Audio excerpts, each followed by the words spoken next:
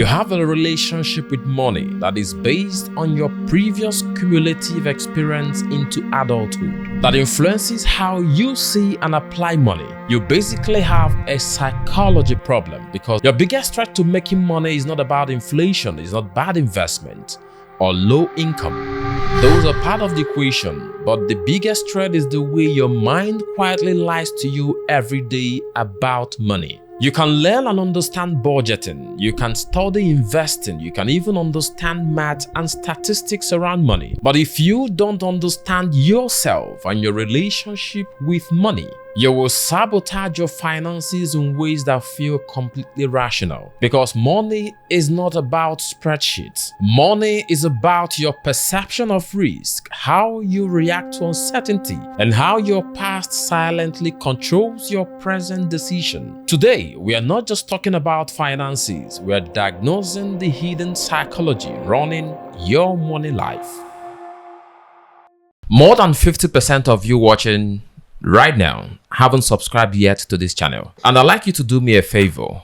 Please subscribe now. It is how we continue to bring you the latest education on psychology and well-being so you can become the best at what God has created you to become. And it's also how YouTube recommends this video to more people and a bigger audience. So please do us this favor, subscribe now and share this video.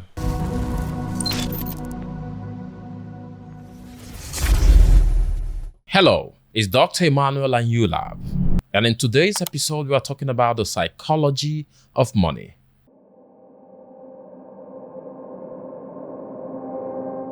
You think you are making decisions based on facts? Maybe you are not. You are making decisions based on previous memory patterns. In psychology, it is called the experience bias. Your brain uses past events to predict the future even when it shouldn't. Why do two people look at the same investment and make opposite calls? One person buys, the other sells. Are they stupid? No, they are just playing different games shaped by completely different past. Someone who graduated into the 2008 financial crash might fear the stock market for life. Someone who bought into the crypto boom of 2017 thinks volatility is just Tuesday, an everyday event. It's same world, completely different lenses. Early in my career, I experienced losses in the financial market, and even today, that experience has shaped my investment decision. And so you know what? Your brain doesn't respond to money. It responds to what money has meant in your life. If money meant struggle, survival, and scarcity, your brain protects what it already has. So daring and trying becomes almost something you procrastinate on. And now flip the script. If you grew up around wealth, gains, and successful risk-taking, your brain learns something completely different. To you, risk is normal, investing is safe, and opportunities are obvious, and the brain explodes. In money matters, psychology beats data every single time, because no matter how logical the numbers are, familiarity always feels safer than the truth.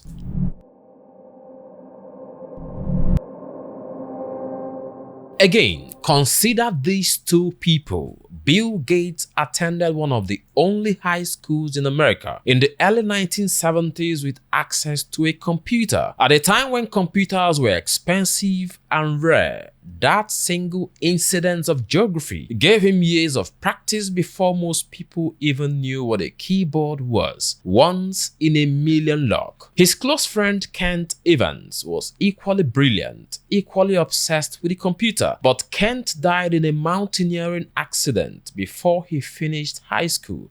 One in a million risk. Two brilliant minds, widely different outcomes, neither fully in their control. And that's what Housel means when he writes that nothing is as good or bad as it seems. Behind every successful story is a hidden mix of effort, luck, and timing, and we rarely miss the full equation. So be careful who you imitate. The more extreme the success, the more likely it rested on circumstances you can't repeat. Study patterns, honestly, repeatable patterns, and not just individual stories.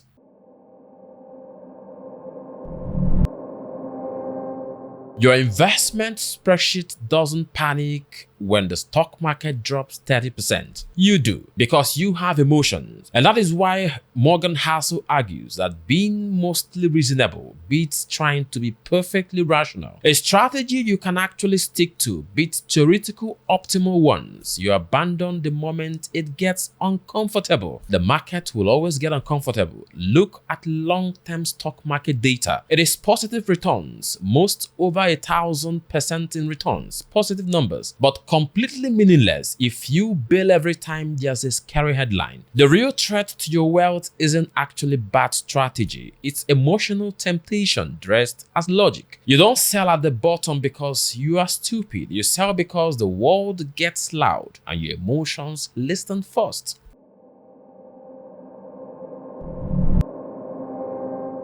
Morgan Housel noted, "There is no reason to risk what you have and need for what you don't have and don't need." Simple sentence, but deeply hard to live by. In 2021, Sam Bankman-Fried was 29 years old and worth over $20 billion.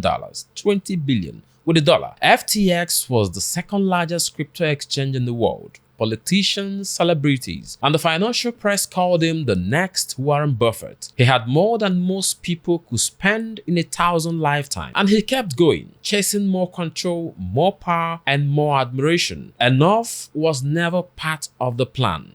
Then one day the empire collapsed overnight. Billions were lost. Investors betrayed. Sam was arrested. This trap was so powerful because it doesn't announce itself. It creeps in quietly. I know you're earning more right now, but then someone comes who earns more. You're driving a nice car, yes, but someone else shows up in a nicer one. You feel proud of what you have built until social media reminds you that someone has built more. Philosopher Bertrand Russell said it clearly. It is impossible to escape envy by means of success. Even history's greatest conqueror weren't immune. Napoleon envied Caesar. Caesar envied Alexander. Alexander envied Hercules, who wasn't even real. The game has no ceiling. The only winning move is to decide not to keep playing. And so define what enough means to you. Draw the line and then protect it. Social media comparison is a virus.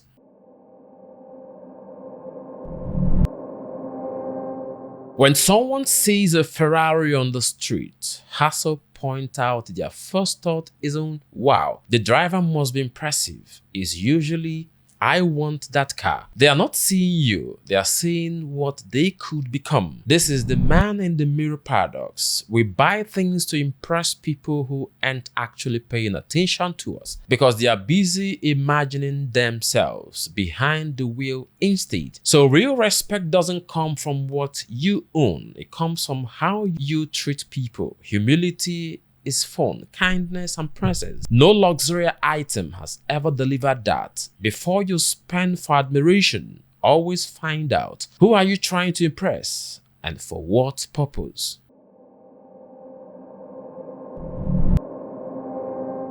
The fastest way to go broke is to try to look wealthy.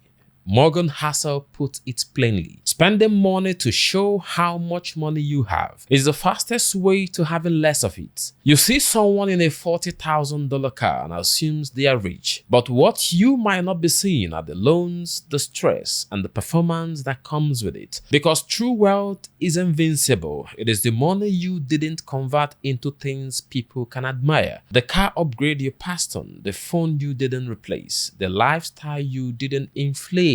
Most bad financial decisions come from trying to look rich, not actually being rich. The path to actual financial freedom is quiet. No one claps when you quietly invest every month. But those investments are the ones that actually compound.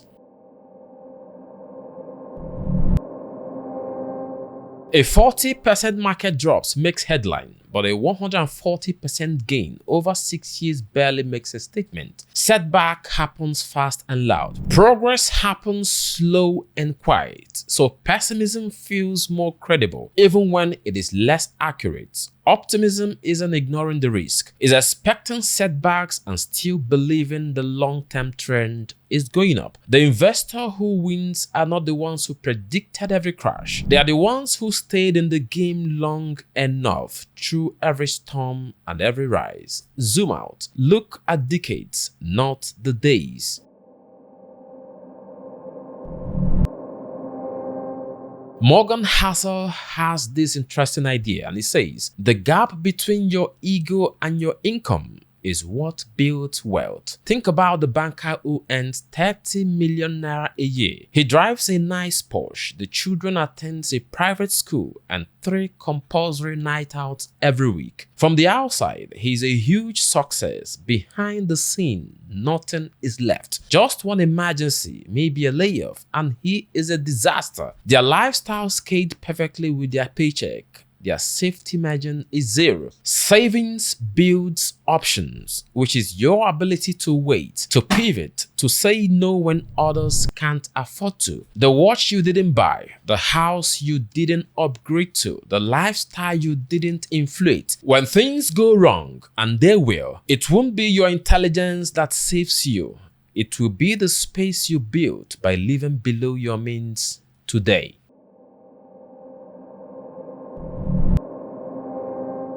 Investing is not free. You just don't always pay in money. You pay in stress, in doubt, in watching your portfolio drop 30% and not knowing if it is coming back. And because that price is emotional rather than financial, most people think they made a mistake. You didn't. The comfort is the price of admission. Netflix returned more than 35,000% between 2002 and 2018. But it spent 94% of that time below its previous all-time high. To capture that return, you had to live through constant discomfort. That was the fee. You can't avoid the fee by timing the market, jumping in and out. In doing so, you often pay double in missed gains and reactive mistakes. Accept the emotional cost. Believe the fee is worth it and stay in the game long enough for it to pay off.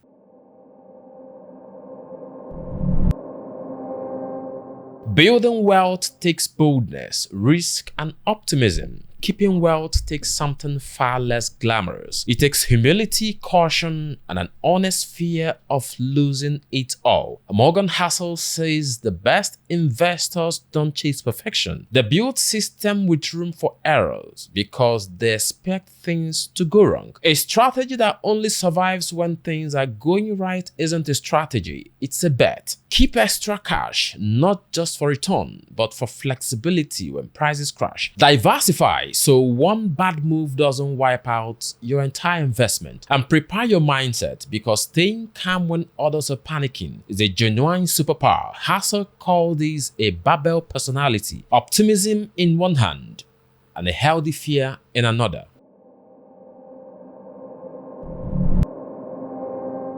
Spreadsheets don't get scared. They don't get laid off. They don't spiral at 3 a.m. when the market is down. You do. And that's where most financial plans fail. Not because the logic was wrong, but because the person behind it couldn't hold steady. Housel's rule. The most important part of every plan is planning on your plan, not going according to a plan. He assumes his own future returns will be a third lower than historical averages, not because he expects disaster, but because that cushion let him sleep, and sleep let you think clearly. If your entire financial life depends on one job, your one income stream, or one big bet, that is a single point of failure. When it breaks, your whole life is a disaster. The goal isn't a perfect plan, it's a resilient one.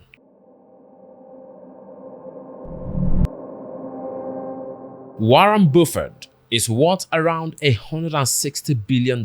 More than $156 billion of that accumulated money came after his 65th birthday. Read that again. He didn't get rich from a spectacular return. He got rich from starting at age 10 and refusing to stop. If he did started investing in his 30s and retired in his 60s, he will still be successful, but you probably wouldn't know his name. Compounding is not magic. It's just what happens when a decent return keeps going on for a long time without interruption. Most people chase bigger returns when they should chase more time. Plant the tree today and wait.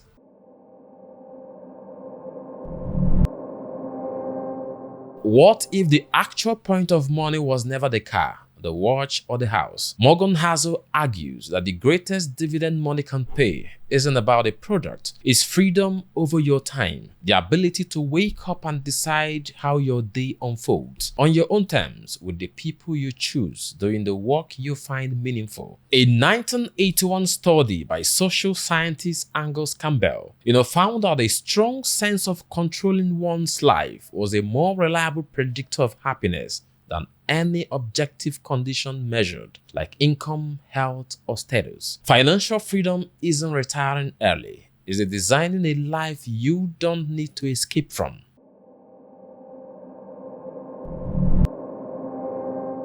History is useful. It shows how people behave, and that we panic during crashes, we get greedy during booms, and repeat the same emotional mistake across generations. But Morgan Housel warned against what he calls the historian as perfect trap, using the past to predict the future, a market that are constantly creating new surprises. The biggest financial shift, that of 2008 and 2020, the dot-com implosion, were unprecedented when they happened. The next one will be too. History won't predict the next crisis, but it can help you build the mindset to survive it. Because in investing, calm beats certainty.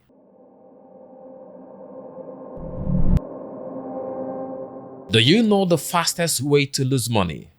Well, it's to follow advice that wasn't written for you. A day trader chasing short-term momentum isn't playing the same game as someone investing for retirement in 25 years. But when you watch them win and copy their moves, you inherit their risk without knowing their rules. Morgan Housel says, almost nothing matters more than knowing what game you are playing and refusing to be distracted by someone else's game. And this applies to spending too. The lawyer driving a Porsche might be making a calculated career move in an industry that rewards appearance. Copying that lifestyle as a freelancer working from home is an expensive imitation. Financial comparison isn't just risky because you might lose money. It is risky because it is completely out of context. Define your own game, know your timelines, and tune out of the rest. Remember, the best investors Morgan Housel described and the ones with the highest IQ. They are the ones who understand themselves well enough to stay in the game when it is hardest and to get out of their own way when it matters the most. That is the skill,